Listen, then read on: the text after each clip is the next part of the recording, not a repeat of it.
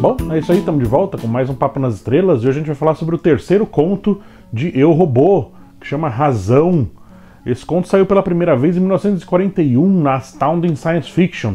Então ele foi escrito antes do segundo conto, mas nessa coletânea, né, ele foi colocado depois, né, para fazer sentido dentro daquela cronologia do Fix-It, né, que eles vão tentando encaixar os contos para eles fazerem sentido, né. E aqui a gente tem o Asimov já mergulhando de cabeça nas principais temáticas dele aí, né, que nesse conto, Razão, a gente acompanha a história do Donovan e do Powell, né, eles foram transferidos para uma estação espacial agora, e lá eles encontram um robô, que é o QT-1, né? Em inglês tem uma brincadeira sonora aí, né? Com o QT, né? Que é QT, né? As duas letras QT, que fica como se fosse cute, bonitinho, né? O robô bonitinho. E a função dessa estação é basicamente pegar, ser uma coletora de energia solar ali, né? Então ela coleta energia solar e depois ela consegue transferir essa energia para diversas colônias humanas que existem ali no nosso sistema solar. E ok. Só que a questão aqui é que o QT-1, né, o QT-1, o QT, ele é o primeiro robô que questiona sua existência. Ele questiona por que ele existe, por que ele está ali. Ele questiona quem o construiu, quem o fez, né, quem é o criador. E porque ele é um robô super avançado, né? E ele começa a tentar racionalizar a própria existência, e isso traz diversos problemas ali para todo mundo, porque ele não toma a palavra do Powell e do Donovan como verdades, né? Ele fala, não, nós, a humanidade, nós homens te criamos, né? Ele fala, não faz sentido isso, né? Não faz sentido porque vocês são seres falhos, né? O corpo de vocês é muito menos resistente do que o meu. Então, logicamente, um ser limitado como vocês não teria capacidade de criar um ser mais evoluído, né? E ele se julga mais evoluído, tendo mais capacidades do que os humanos que ele conhece, né? E ele também tem certa dificuldade de começar de enxergar que existe um mundo maior, né, um universo maior do que as paredes daquela estação espacial que eles se encontram. E ele ainda não tem ele não consegue ele não consegue expandir o pensamento dele para fora dessas paredes, né? Ele acha que tudo que existe é aquilo que ele está vendo, né? Ele só consegue entender aquilo que ele realmente consegue comprovar, de chegar e olhar e mexer, né? E tem um ponto interessante que um deles vira pro Cute e fala assim, não, mas isso é verdade porque a gente está dizendo, né? Você tem que nos obedecer e tal, né? Pensando sempre naquelas 3 leis, né? E ele fala, não, mas espera aí, a lógica, né, um argumento ele tem que ser válido por ele mesmo, não independente de autoridade, né? Mesmo que você tenha uma autoridade sobre mim, o seu argumento ele tem que se sustentar por ele, sem se apoiar em cima de uma autoridade, né? De um poder hierárquico, né? E, enfim. E com isso, né, o Cute ele começa a ficar sozinho, ele começa a pensar mais a respeito desse conflito existencial que ele tem, né, que ele está passando, e ele chega, né, na conclusão de que, assim, mesmo nunca tendo ouvido falar de Descartes, ele vai e ele fala, bom, se eu estou pensando, então eu existo, né? E aí, então, inclusive, eles vão e falam, então agora a gente tem um robô Descartes aqui, né? E é engraçado porque ele começa a passar por diversos degraus de consciência e de argumentação e de autoconhecimento nesse período, né, da história. E enfim, ele em algum ponto ele começa a questionar que ele tem que estar lá porque alguém o criou, alguém manipulou o universo possível para que ele existisse, né? E ele não acredita que sejam os homens, né? Que seja a humanidade. E ele acredita que ele tem que servir o centro da estação espacial, porque essa estação espacial tem ali um motivo, né? E esse motivo é transferir energia para um ponto X, que ele não acredita que seja a Terra, ele só acredita que essa entidade deseja que isso aconteça. Ele não acredita que aquilo seja um planeta, ele acredita que seja um ponto. E ele não acredita que nesse ponto existam montes de outros humanos, né?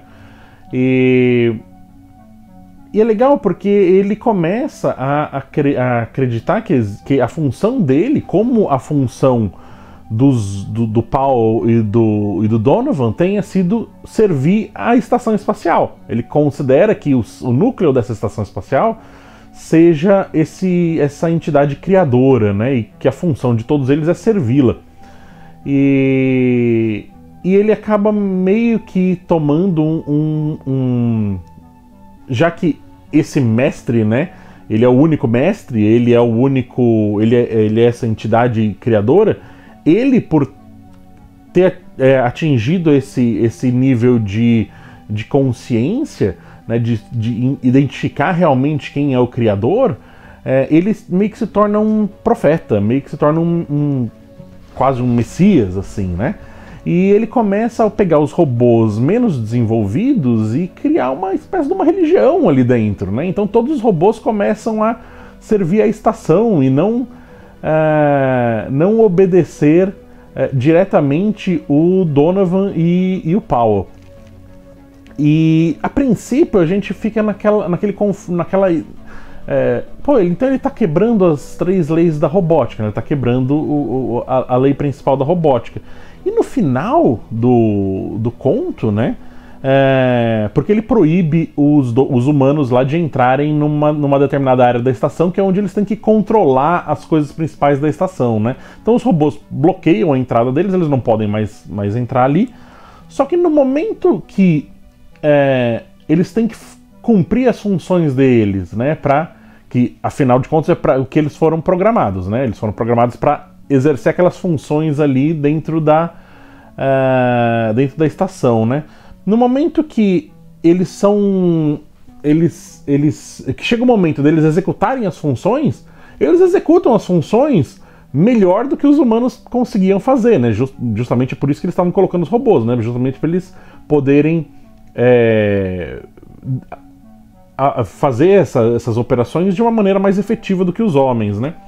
E eles executam muito bem, assim, né? E chega esse momento que o Paul e o Donovan falam, bom, então ele tá perfeito para trabalhar aqui, né? Porque ele tá feliz em servir a estação espacial, né?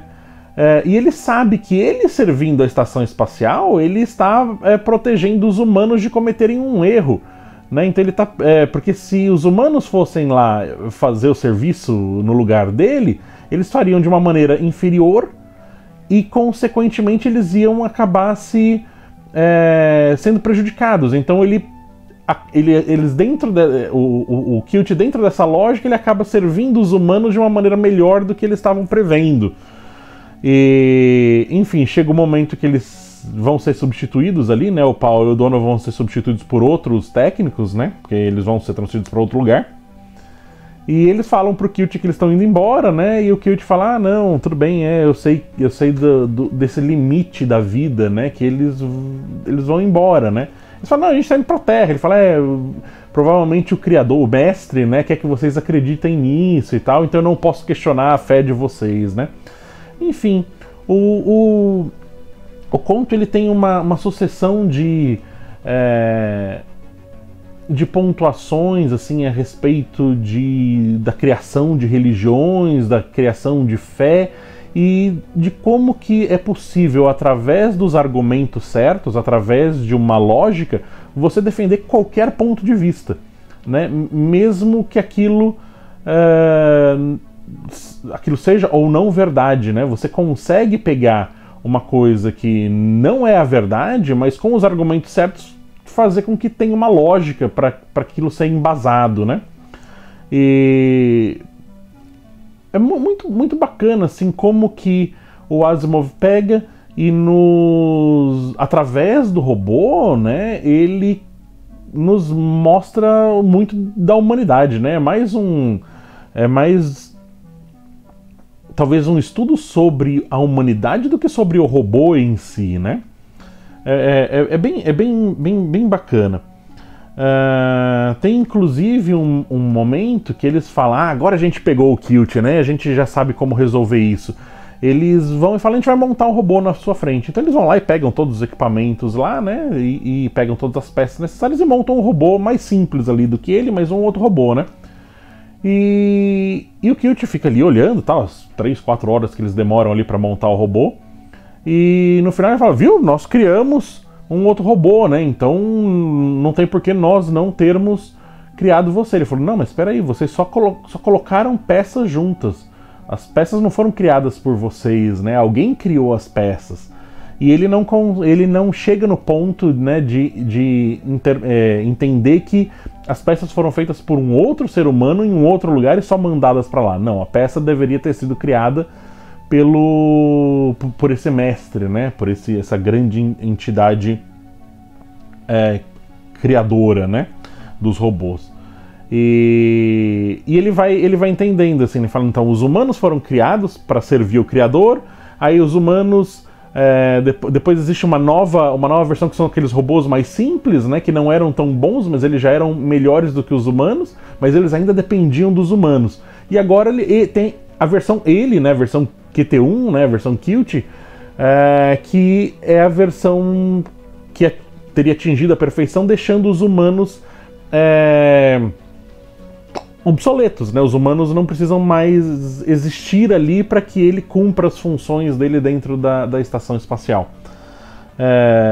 Então, e que isso seria a vontade desse ser criador, né? Que os humanos não precisem ficar mais ali na estação espacial, o que basicamente para isso que os robôs existem mesmo, né? Os robôs existem para ficar, foram criados, né, a princípio para ficar nesses lugares sem a necessidade de ter um ser humano ali pagiando, né, se os robôs vão ou não fazer o serviço deles corretamente. E a função do Powell e do Donovan era justamente chegar ali e comprovar que o robô teria capacidade de ficar sozinho, né? E no final das contas eles entendem que sim, ele pode ficar ali, e não importa no que ele acredita, ele vai fazer o serviço dele corretamente, ele vai ficar fazendo aquele serviço da melhor maneira possível, melhor do que eles mesmos, talvez até impulsionado por essa fé que o robô desenvolveu nessa entidade criadora aí, né, no mestre. Olha, eu já li todos esses contos, né? Eu tô relendo aqui um por um para fazer fazer os vídeos, mas assim, esse conto é um dos contos que eu mais gosto do Asimov. Eu acho esse conto muito legal. Eu acho que facilmente ele é o conto mais interessante dessa coleção aqui, do Eu, Robô. É um dos que eu mais gosto, assim. Eu acho muito bacana. E acho que ele realmente é um ponto alto do livro todo, dessa coletânea. E, enfim, muito bacana, vale muito a pena. Pra mim, é um daqueles contos 5 estrelas, assim. Vou dar 5 estrelinhas pra ele. Não tô dando nota pra esses, mas esse é um daqueles que, tipo, vale 5 estrelinhas, assim. Ele é muito bom, muito bacana. E, enfim, o próximo conto é Pegar o Coelho. E então eu volto. Obrigado por me aturar, por mais um episódio, e nos vemos no futuro.